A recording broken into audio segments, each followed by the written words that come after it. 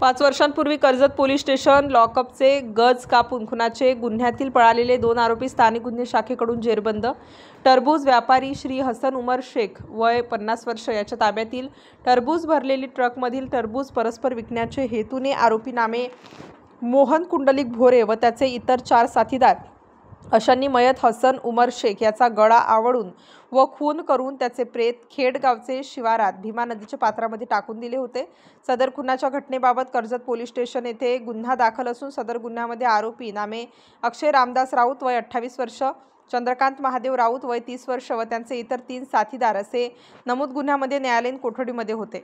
सदर आरोपी हे कर्जत पोलीस स्टेशन लॉकअपचे छताचे प्लायवूड व गज कापून छतावरील कौले उचकटून पळून गेले आहेत। सदर आरोपी पलायन घटनेबाबत पोलीस नाईक रावसाहेब दशरथ नागरगोजे नेमणूक कर्जत पोलीस स्टेशन यांनी दिलेल्या फिर्यादीवरून कर्जत पोलीस स्टेशनवर गुन्हा दाखल करण्यात आलेला आहे।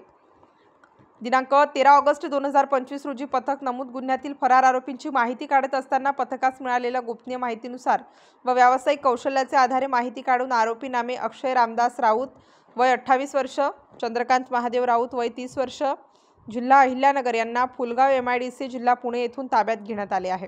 ताब्यातील आरोपींना कर्जत पोलीस स्टेशन गुन्हा रजिस्टर नंबर 96/2020 भारतीय दंडविधान कलम 224 प्रमाणे गुन्ह्याच्या तपासाकामी कर्जत पोलीस स्टेशन येथे हजर करण्यात आलं असून पुढील तपास कर्जत पोलीस स्टेशन करीत आहे। सदरची कारवाई सोमनाथ घारगे पोलीस अधीक्षक अहिल्यानगर यांची सूचना व मार्गदर्शनाखाली स्थानिक गुन्हे शाखेचे वरील पोलीस अधिकारी व अंमलदार यांनी केलेली आहे। स्टार न्यूजसाठी महेश पाटील, अहिल्यानगर।